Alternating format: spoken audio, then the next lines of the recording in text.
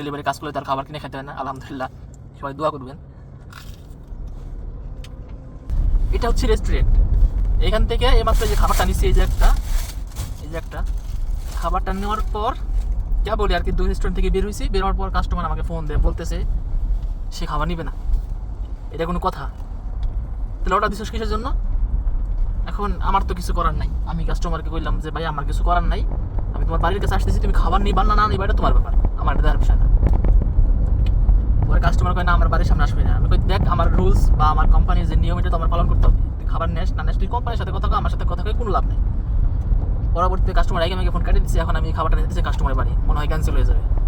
Cancel হলে তো অবশ্যই আমার হয়ে যাবে খাবারটা। তো পরবর্তীতে আমি দেখাবো কী কী ছিল খাবার। ফাইনালি অর্ডারটা ক্যান্সেল হয়ে গেছে। দেখেন কী কী ছিল।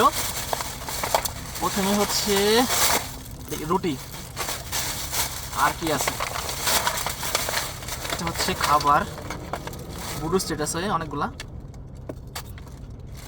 গরম গরম আছে, এখন ঠান্ডা হয়ে আছে। কাস্টমার আগে ক্যান্সেল করে দিয়েছে, তো দাঁড়িয়ে দিয়ে ফোন করে দিয়েছে, কোম্পানি থেকে ফোন করে অর্ডারটা ক্যান্সেল করে দেয়। এটার মধ্যে কি, এটার মধ্যে সস টস আছে, কেচাপ সস এগুলা। যাই হোক, অনেকদিন পর অর্ডার ক্যান্সেল এলো। এখন তো ডেলিভারি কাজ করলে তার খাবার কিনে খেতে হয় না, আলহামদুলিল্লাহ। সবাই দোয়া করবেন।